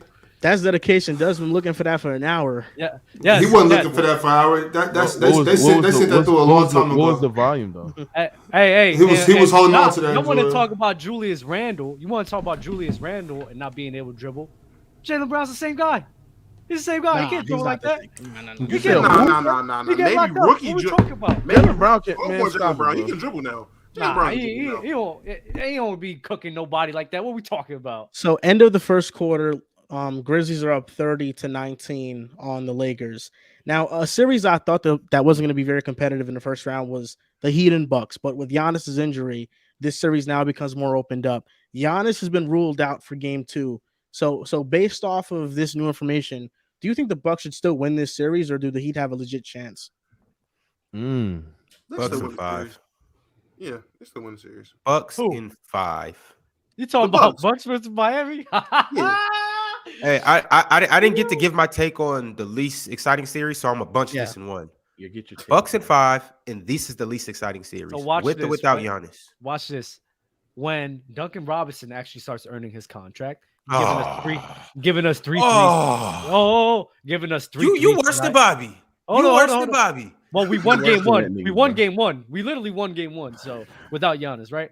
So when Middleton shows his face, when Drew Holiday shows that he really can't be that secondary or even first option to in terms of scoring, and then Jimmy Butler's gonna be playoff Jimmy. Bam's gonna be cooking Brook Lopez. Duncan Robinson's finally gonna have 3 threes in a game, something we haven't seen in a while. Max Curry out there making plays out of nowhere. Listen, without Giannis, the Bucks are suspects. Easy. So hold on. So Dub, you telling me that you telling me that you got the Heat beating the Bucks? Get the brooms out, baby. If there's no you just chatting right now, bro. There's no Giannis for the series. Yeah, I'm. Nah, I think the Bucks still can beat the Heat. If the Bucks are a true championship team, they have to beat the Heat even without Giannis. Because the Heat don't have Tyler Hero and Drew Holiday. He should be able to guard Jimmy Butler and hold him to a bad series. And when we talk about Bobby Portis and Brook Lopez and the rim protection they have, Bam Adebayo should not be going off in this series either. Brook don't guard. Yeah, it's just adjustments that the Bucks got to make, bro. Wait. But what's it called? Joel. Brook don't be guarding 1-on-1. I think he's a phenomenal help defender, but he won't be guarding 1-on-1. Bobby Portis. Now I'm worried about him guarding up Bam 100%. Bobby's a good 1-on-1 defender, better than Brook Lopez. So I'll give you that. But even then, you can have Jimmy out there, Max Curry out here. I don't know what the hell he turned into, but ever since the Bulls game, bro, that boy been hitting nice key buckets. Hey, and then Duncan, I'm telling y'all, Duncan Robinson. I don't want to hear you bring up Duncan. I don't want to hear you bring up Duncan because you ain't said shit about it. You haven't said nothing good about that man all year. You haven't said nothing good about about that We man. gave him Yo, 100 yo, mil. You know what you And sound he needs like? to come out. You know what He you needs to sound come like? out now. You sound like a chick that's been trashing her man, or that's Yes. you Yes. no, you That's what I sound am. like a chick that That's hasn't me right entertained now. nobody all year. No, you haven't entertained nobody all year. Then your That's man me goes right to jail. Then your man goes to jail. Now That's all of me a sudden right you now. calling him up. What you doing tonight? That's me right going on now. this weekend? Babe, show the fuck No, up. I don't want to hear need that. You right haven't now. said nothing good My about car that man broke all down. year. You My haven't car said broke nothing good down. about that man all Hey, year. hey, Don't wait my for Tyler car Hero to broke break down his in the hand. middle Now of all the of a road. sudden Pick you me want to up. jump on Pick his me up. jock strap. I don't want to hear it. Now listen, it's the same facts. dude. This actually might be good for the Bucks because although Giannis is out, Chris Middleton, this is a perfect series for him to find his groove and for him to Exactly, go for into the sure. next series and keep this going. I think Chris Middleton, he's gonna outplay Jimmy Butler in this series. If Jimmy Butler gets outplayed by Chris Middleton, it's gonna be a conversation to be had. Yeah, if but- Jimmy Butler gets outplayed by Chris Middleton. I don't think that's too crazy to say. Let's not forget what Chris Middleton did had just 30 2 last years game. ago. Mhm. That was 2 years ago? Yeah, just 2 years ago. Chris Middleton went. But you guys don't remember people were saying that was Chris Middleton's team, not Giannis Antetokounmpo's? That's Batman. I remember that. I remember that. To That me was that's nasty. that's not that crazy. That was nasty. Giannis Talk, the though. best It Robin was of all. They were nasty calling for him sure, Nightwing. but he was balling. Have you seen Middleton's playoff translation? What's good, little guy? What's up, little man? What's up with your But boy? have you seen Middleton's playoff translation? It's really bad for his whole entire career. He's Yeah, had one he good had a great All right, run. hold on. What about the year in the year that they won the championship? Middleton, I believe, had more He averaged 25 more. a game.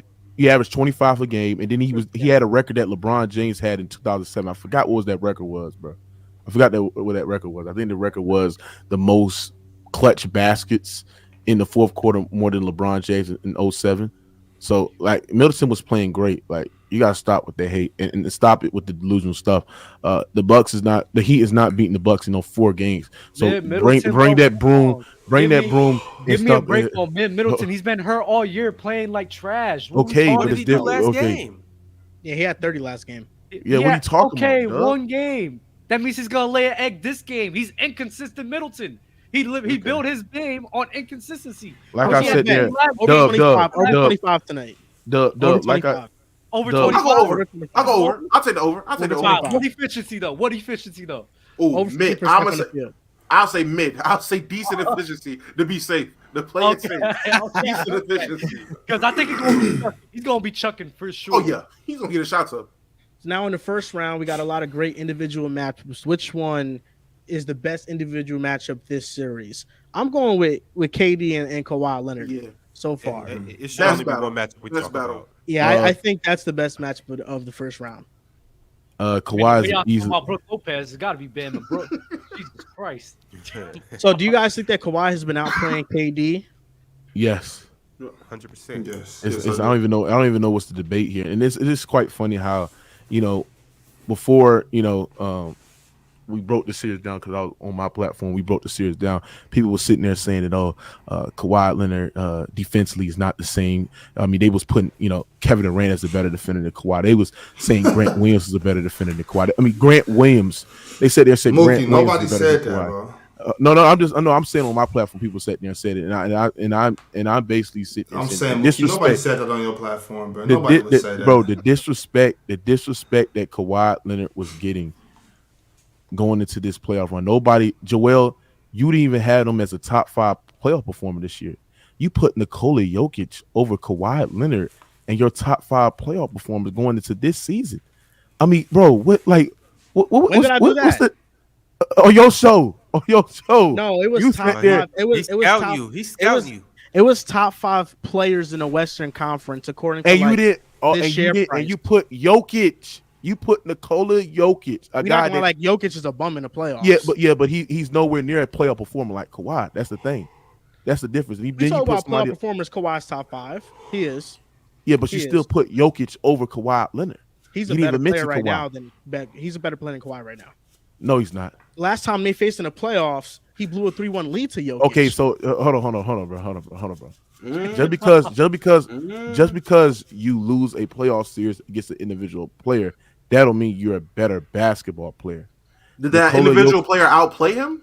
yes, No, Jokic he outplayed Kawhi. didn't outplay him because Kawhi Leonard up until I would say game 7 was the best player in that playoff series. Not only that, Jamal Murray played better than Nikola Jokic that whole entire playoff run. And on top of that, Jamal Murray dropped 40 in that goddamn closing out Game 7 as well. So when we looking at playoff performance outside the bubble, I mean, Jokic ain't had no deep postseason playoff performances like that, bro.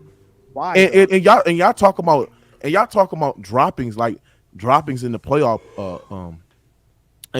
runs. Jokic's assists get lower, his true shooting percentage goes down as well, right? And his rebounding go down as well also. So we got to take that into account. And on top of that, he ain't win no championships. On top of that, he ain't had no deep postseason runs outside the bubble. And on top of that, when he did have a deep postseason run in the bubble, he wasn't even the best player on his team. It was Jamal Murray by far, who shot 50, 40, 90 and averaged 28 in that playoff run. Listen, that's not even true. And for one, when we talk about the bubble, okay, Jamal Murray was exceptional. He was a playoff superstar. I was very high on Jamal Murray, which is why when he injured his ACL the next year, I was sad because I thought he was finally breaking out. Jokic hasn't had deep playoff runs because he hasn't had the team. We talk about the year after the bubble. In 2021, his starting backcourt was Facundo Campazzo and Austin Rivers. What are we talking about? Just this past season, he didn't have Michael Porter Jr. or Jamal Murray on his team. We talking about Will Barton was starting for him. Will Barton. So are we ignoring the fact in 2018? Are we ignoring the fact in 2018 and 2019, Jokic had 4 people that was in double figures. On top of that, the offense was a top 7 offense in the league. On top of that, they had a top 10 defense in the league, and he got put out in the second round against the Portland Trailblazers as well. It took them 7 games, and okay, but he lost. Great. He didn't have no deep postseason run, bro. He didn't have no deep postseason run. Outside the bubble, he hasn't had a deep postseason run. So the last 2 postseason runs by Nikola Jokic when his team has been healthy, 1 game away from the conference finals, and he made the conference finals and came back from 2-3-1 deficits in the playoffs. What are you talking about? Hold on, you say he was 1 game away for the conference finals? Yes, they went to Game 7 in the second round against Portland, and Dame played like he lost, and then after that, they won in that series. After that, in the bubble, yes, they had a deep postseason run, but he was not the best player on the team because Jamal Murray averaged 28 on 50, 40, 90. And on top of that, Nikola Jokic did not play well against the Los Angeles Lakers because Dwight Howard was bothering him. He was putting the clampers on him as well off the bench just got as well. His eye damn near poked out by Desmond Bain. And on top of that, hold on, Ron. Let me cook this guy right quick. Then on top of that too, as well, right? The last two playoff runs that for Nikola Jokic, we cannot deny that he got swept. He got swept against his Phoenix Suns, right? Are we ignoring that? He got swept, and then he got swept. I said I'm not ignoring that. No, I'm not. Okay. Then last year as well, we can't deny that Draymond Green was putting a body on him. Draymond Green was clamping him up. And on top of that, he got ejected one of the game, and Mike Malone had to pull him out the game for defensive purposes because Nikola Jokic defense was exposed tremendously. And on top of that, he was out of gas, out of shape as well. So like I said there saying, when we looking at playoff performance, you cannot compare it to a guy who in Kawhi Leonard in 2021 was on pace of having one of the greatest volume postseason scoring runs in NBA history. You cannot compare it to a guy who's third all time in postseason scoring in a single playoff series. You cannot compare it to a guy that's third all time in the most points scored in a playoff run. You cannot compare that to the guy who's elevate his play every single year in the playoffs. Kawhi is a great playoff performer. There's no. I'm not saying but you put Jokic over Kawhi. Jokic is a better player, and plus, we talking about the bubble series versus the Clippers in that series. Jokic averaged 24, 13, and 7 in that series. Jamal Murray averaged 23, 4, and 6. What are better numbers? Like, come on. Jokic shot 52% from the field and 40% from 3 in that series. Kawhi averaged 24, 9, and 6. Jokic outplayed Kawhi in that series. No, he did not. He outplayed Kawhi, and Kawhi in Game 7 did nothing. What you do got to factor in, though, is Kawhi, his game doesn't always translate to stats. Like Jokic, you can look at his stats and be like, God damn, he went crazy. Kawhi's game isn't always predicated on stats. He impacts the game in ways outside of the stat sheet. Obviously, defensively, and just the way he played. Kawhi plays good basketball. That was ingrained in him when he played with Popovich. He makes good basketball plays. Yeah, he just read off stats. First of all, if you look at the impact of the series, Kawhi Leonard had to be the best scorer, the best defender, the shot creator, the point of attack defender as well, the best rebounder and a reliable scorer The in that impact series. in that Nikola series, that Jokic, won the series. but he won a series because of Doc Rivers' coaching inabilities. Now on top of that, if you look at from the favorable matchup that Nikola Jokic had, bro, he was getting guarded by a 6'10" Montrezl Harrell. So of course you're going to generate a lot of numbers, a lot of points as well. But what I'm saying, you know who else they tried to throw at him? Kawhi Leonard, and he was getting cooked too. yeah, but when you they have hold to on, understand why. Dub, when you're not understanding, when they threw Kawhi Leonard on top of him, all Jamar Murray did was bring the guy that was guarding one of the worst defenders on the league, because what the Nuggets was doing, they was killing the Clippers. Hold on, Dub, stop cutting me off, bro. Stop cutting me off. You stay doing that, but I'm about to prove a point. I'm about to prove a point, Dub. No, you said a point. You always doing that, bro. You always doing that, bro. The point of attacking defender. Number one, Kawhi Leonard wasn't guarding those guys because he was going so much on offense. He wasn't sitting here trying to lock up Jokic. Dub, you know why he was not guarding? Yeah, Reggie Jackson on him. They had a Harrell on him and Zubac. It wasn't Dub. Do you know? Hold on. Let me. I want Joel to say something. You said a lot, Joel. Because it's just ridiculous to me how you're knocking Jokic for the matchup that he had, but there's a reason why in that series the Clippers could not double Jokic, because whenever they try to double Jokic, he would make the correct read and pass every time, and they would hit 3-point shots. Exactly. So you didn't double Jokic because Jokic was so elite at passing the ball, and he would make you pay each time you doubled him. That's because he's so good. He had 34 points in Game 6. Jamal Murray in Game 7 had 40. He was amazing. But Jokic had 22 rebounds and 13 assists. So on the boards, he dominated, and assist-wise, he dominated. What I'm saying is that the reason why we didn't double Jokic is because when you have shooters that was hot out on the perimeter, Jokic is great of a passer where he can pass out the double team. So it's not your best ideal to double Nikola Jokic as well. But to make it fair, the reason why Nikola Jokic was eating is because when you have a undersized 6'7" Montrezl Harrell, who Doc Rivers played more than Zubac in that series, of course Jokic is going to get his points and going to get his buckets because he's undersized and he can't guard the pick and roll. So when Kawhi Leonard was guarding Jamal Murray on the point of attack, Jamal Murray was not just going at Kawhi Leonard. What he was doing, and if you look at the Clippers' defense philosophy, is to switch. So what Jamal Murray is going to do is he's going to bring a guy that's guarding Lou Williams. Who's your guy that's guarding Lou Williams? All that goes out the window. Hold on. I'm about to break it down on why the reason why we couldn't stop him, because the guy that was guarding the man that was guarding Lou Williams, all Jamal Murray did was just come over here. Let me set a screen so I can get the switch on Lou Williams so I can cook. That's a simple thing what they were doing with Nikola Jokic. That's why they put Kawhi on Nikola Jokic. That's to stop the pick and roll. That's why they was getting killed, you know what I'm saying, on the switches as well. But all I'm saying is this, is that Nikola Jokic is not a better basketball player than Kawhi Leonard. Right now, no, he's not. No, he's not. No, he's not. No, he probably have a better season. He's a better player than Kawhi Leonard right now. Go ahead, bro. No, he's not. Jokic about a player who just won 2 MVPs back to back. Come on. So accolades make you the better player. But there was a reason why he won that accolade. The reason but it doesn't make you the better player. It doesn't make you the better player. What has Kawhi done? Accolades does not make you the better player. What has Kawhi done in the plalohs since being with the Clippers? He's won a championship, something that Nikola Jokic never done. No, he has not. No. Hold on. Kawhi Leonard. Hold on. Kawhi Leonard has been proven in the playoffs. Nikola Jokic has not. On the Clippers. Hold on. Has Nikola Jokic has never had a historical run that Kawhi Leonard had in 2019, where he was the leader of that all-time great defensive unit in Toronto. Now look, but it was not stacked. The Raptors team was stacked. It was not stacked, bro. It was not stacked. Defensively, they was great because of the impact of what Kawhi and the leadership that he had defensively as well. When you had Marc Gasol and you had Serge Ibaka as well, but Kawhi Leonard has been proven as a best player on the team, that he can lead a team to the championship and win it all. Now, Nikola Jokic has never been proven that.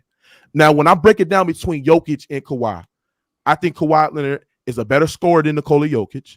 He's a better shooter, right? He's a way better defender as well. And playoff translation goes to Kawhi Leonard. So when I break all of that, and on top of that, he won championships as well. On top of that, he's a way better defender as well. So that means that the energy that he reserves on the defensive side of the ball, he's still able to keep that efficiency up, shooting 50% for the field, close to 40% for the field, as 40% for the 3-point line as well. Unbelievable true shooting percentage as well. While Nikola Jokic, he's giving you the production offensively, but it's not giving you no offense, no production defensively as well. So when I take that all to account, Kawhi Leonard is still a better basketball player than Nikola Jokic. I think the disconnect here is that you're comparing Kawhi's all-time resume to Jokic's, and you're adding in championships. I understand that. It matters. Kawhi has been an all-time great playoff performer. He's an all-time great player. And resume and accolades-wise, you can favor Kawhi even without the MVPs. I understand that. But right now, Jokic is the better player. No. And if you compare what Jokic has done in Denver the last couple of years versus what Kawhi has done, Jokic has made it farther in the playoffs. Kawhi has hold on. That's not true. Because if you look, Paul George led them to the conference finals, not Kawhi. Paul George led them to the conference finals, not Kawhi. This year, the Clippers will get eliminated in the first round with Kawhi. The Nuggets will make the conference finals at least with Jokic this year, and possibly the NBA finals. That's a fact. So that means in the last couple of years, Jokic had Wait. How they gonna do that? He's better. Hold on. Denver, hold on. I'm about to hit the top of his dome right quick. Hold on. You think Denver's not making the conference finals at least? They would smoke the Clippers in the second round. Hold on. Let me hold on. Now let me hit Let me hit the top of his dome right quick with a sledgehammer right quick. Number one, the last 4 years, the players that won a championship was Kawhi Leonard, Giannis Antetokounmpo, LeBron James, and Steph Curry. Where's Nikola Jokic at on the list right there? He's still not only that. Hold on. Not only that. You sit there and say, "Oh, well, the Clippers is about to get put out the first round without Paul George and stuff like that." It's because Jokic has a full squad, but it still it doesn't despise who's a better basketball player. And on top of that as well, like I said, 15. Hold on, like I said, 15.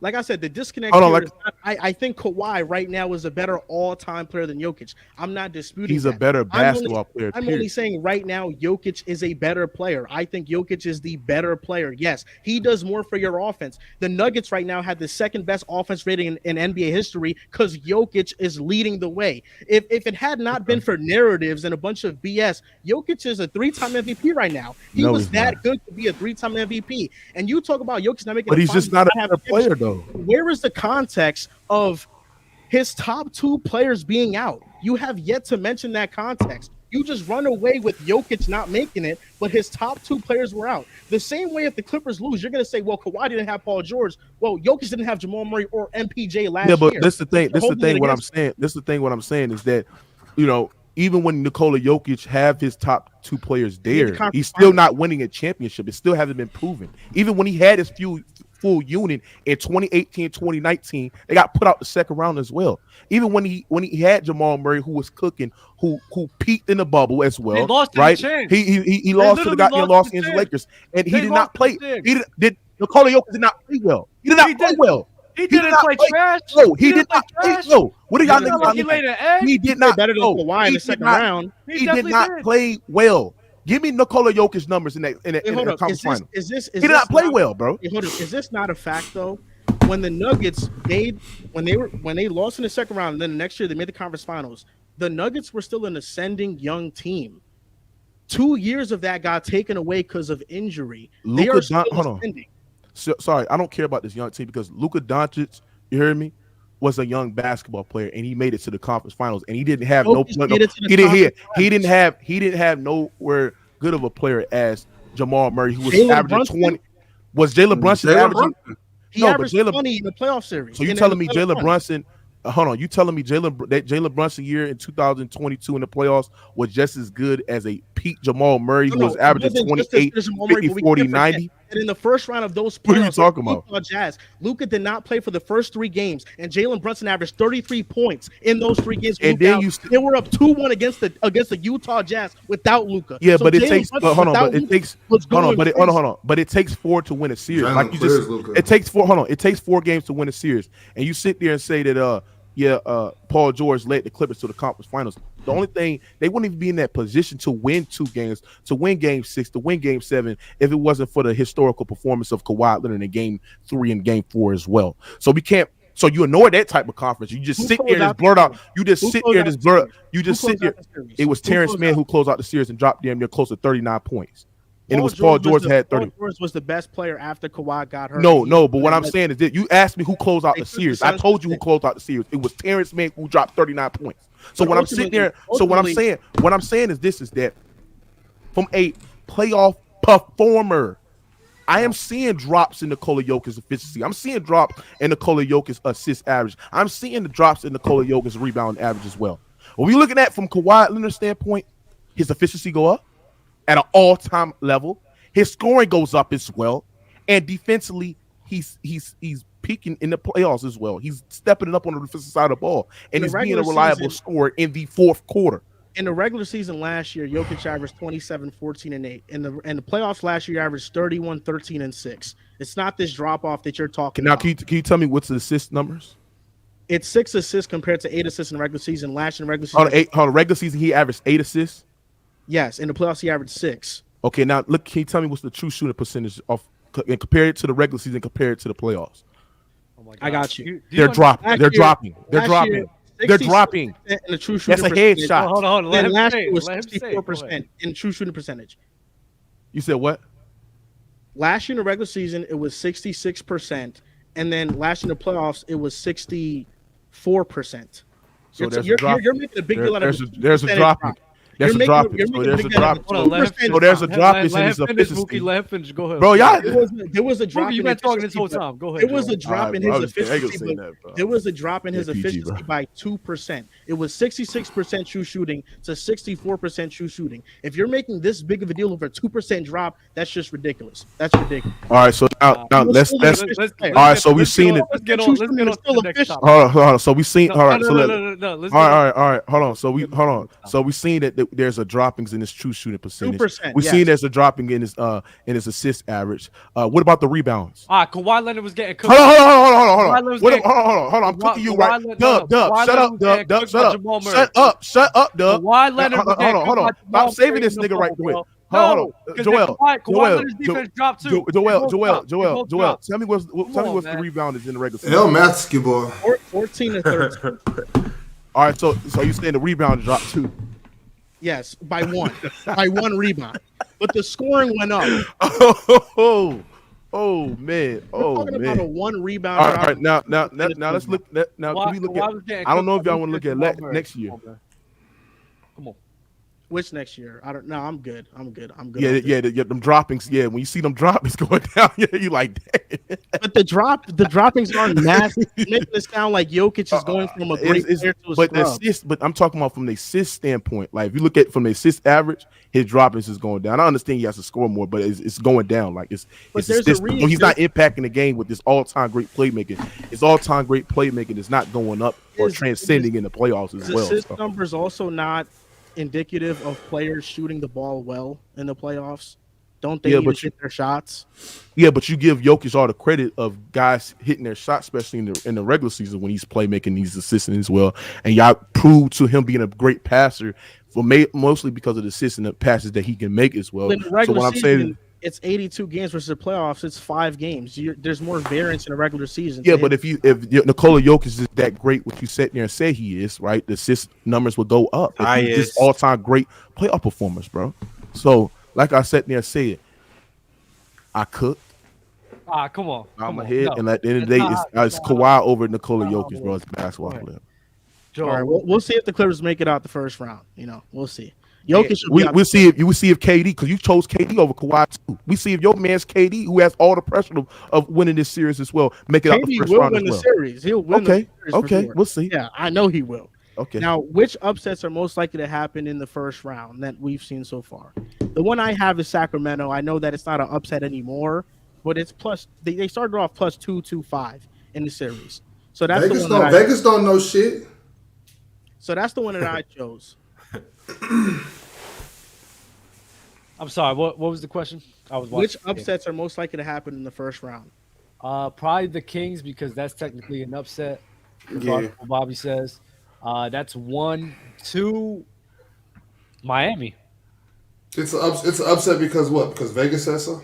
Yes. Okay.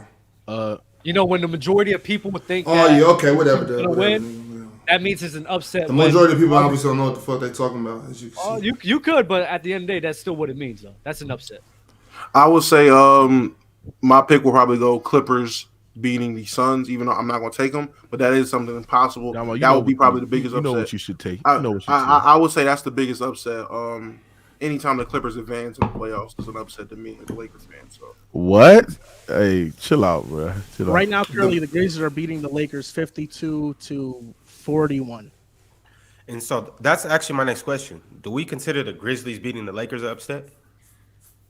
Without Ja, for sure. Yeah. Well, Ja's going to be back eventually. Yeah. It might be game 4, might be game 5, might be next game, game 3. But even altogether, do we consider that an upset? Even with Ja coming back? A lot of people had the Lakers losing, so no, it's not an upset. I say, All y'all bots in the chat. from what I saw in game one, I do think it's an upset because I think the Lakers outplayed them drastically. And I think that after game one, the Lakers looked like a way better team than Memphis. So Joe, Joe, the Warriors are supposed to beat the Kings, but the Lakers aren't supposed to beat the Grizzlies. That's what the majority of people think. Yeah. I think that the Warriors is just that it's the respect of the defending champions. That's it. Where the Lakers, they're the 7th seed, you know? All of the Warriors are the 6th seed. What about the respect of the GOAT? That matters for sure. But I think it's less about LeBron and more so about the role players that we didn't know were going to step up. I think, nobody expected much from Rui or Austin Reeves to actually show up and perform. More so Rui. And Rui had 29 points in game one. Even without their starting center and backup power forward? Yeah. Just based on the Vegas line, the Grizzlies were favored, but not by much, where the Warriors were heavy favorites against the Kings.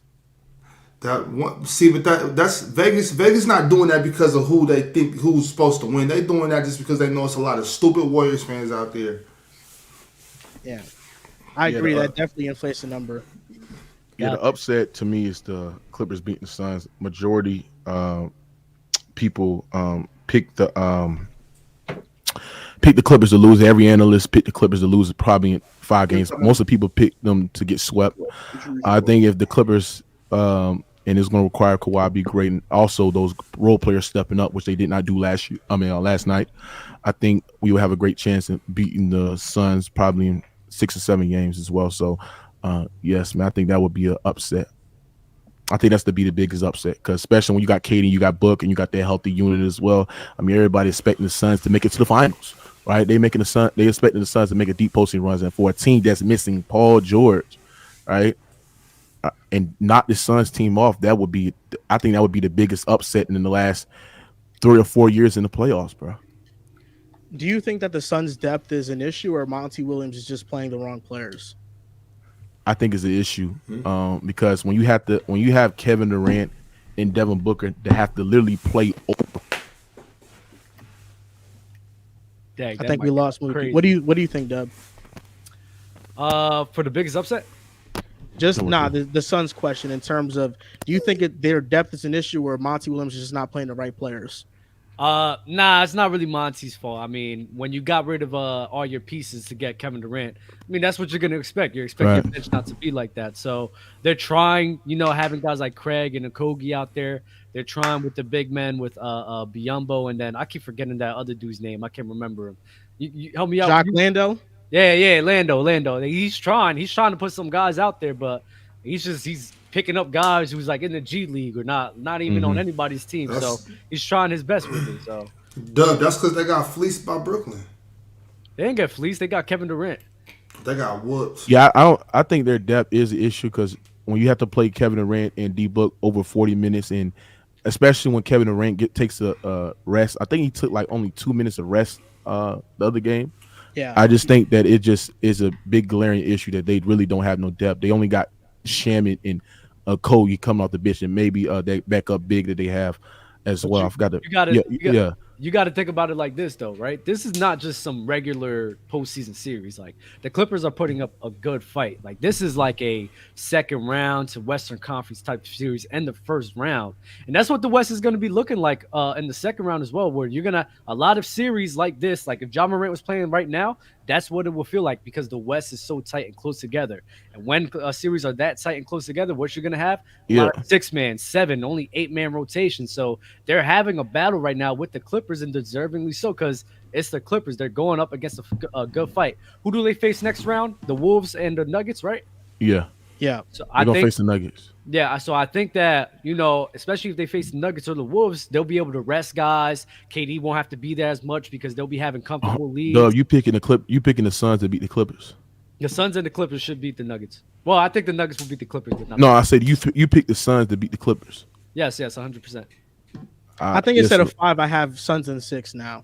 I'm just sitting there saying that Tyronn Lue has to make an adjustment. I think Monty Williams clearly outcoached him last night. Zubac got killed in that drop, and I said this last Wednesday. The Suns run the same action, the Spain pick and roll. They do it every time with CP3. They do it with D Book as the ball handler. The lineup that the Clippers ran out there last night was terrible. When you put 3 guard and put Kawhi Leonard at the center and run 3 guard lineups, I mean that's just terrible because now, when they had Russell Westbrook on Kevin Durant, you know what I'm saying, and they got Eric Gordon guarding the ball handler. All they just doing is using Kevin Durant as a screener to get the switch, which the Clippers do this switching defense where they just switch everything. And they'll have Kevin Durant on Eric Gordon, and they'll allow Kawhi Leonard to come over and help.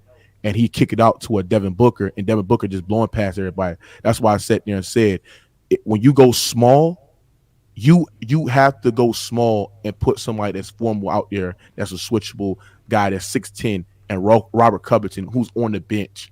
Instead, you playing Bones Highland, who shot 0 for 4 from the three-point line. You play Nicholas Batum, who shot 0 for 4 from the three-point line. Didn't give you nothing offensively and defensively as well. And you got the guards who's getting blown past by and putting the defense into rotation and couldn't cover the ball handler. And you having Devin Booker and you're having CP3 and KD hitting their mid-range shots. So what you got to do is you got to put up a lineup with a Rocco, a Kawhi, a Terrence Mann, a Russ, a Eric Gordon, something like that, so them guys can do a great job in switching, so they don't have no defensive liabilities out there because Eric Gordon was just out there just getting cooked and getting torched out there defensively as well. So I just think it's adjustments to be being made. The Suns hit all their mid-range shots. They was hot. Tony Craig had the game of his life. I don't think that's going to be duplicated on the road as well. And like I said, Tyronn Lue sitting Kawhi Leonard down with 5 minutes to go in the start of the fourth quarter was just unacceptable because, you play Kawhi in the start of the fourth quarter in game 1, but then you sit him down and the Suns going to run as well. So like I said, I think there's going to be some minor adjustments to be made. And I just think that the Clippers will win game 3 and they will win game 4 and they will be up 3-1 going to Phoenix in game 4. I think game 5, I believe. So update on the Grizzlies game. They're up 59-44 at halftime against the Lakers. And before we go, we're going to read off some super chats. So if you guys want to put up some super chats right now, you guys can. So Dubs, if you want to put that up for me. I got you, fam. I actually got to bounce, but I'm going to catch y'all later, though. I'll catch you, Ron. All right, y'all be smoke. So from Yeah, McDougal. I got a few more minutes too, y'all. Horrible analogy, $2. From Alan R. Mike Brown. He was talking to Dub about that horrible analogy. From It's okay, Alan Bobby. R. I'll cook you a different show. Mike Brown just won the first unanimous Coach of the Year, by the way. Fair. Mm. I feel like that's fair. Yeah, I feel like he should have won it, no doubt. He deserves it, 100%. And now this from Hit 44 is top left tickets protege. That's hilarious. If you know, you know. Oh, I guess Mars wanted to say something. You can't ask a question and keep talking. There we go. Hello, DeJuan McWilliams. A fact? Question mark. Exclamation points. Oh yeah, I He think was talking to you right there, Joel. Yeah, that was to you. He said it's a fact that Denver was going to win the West. Yeah, because I think it is a fact. I know, not win the West. I think they make the conference finals, though. Oh, right. I'm not sure about winning the West just yet. It depends on the matchup, but I think that based off the Suns' depth, I trust them against Phoenix, and I think they do beat the Clippers.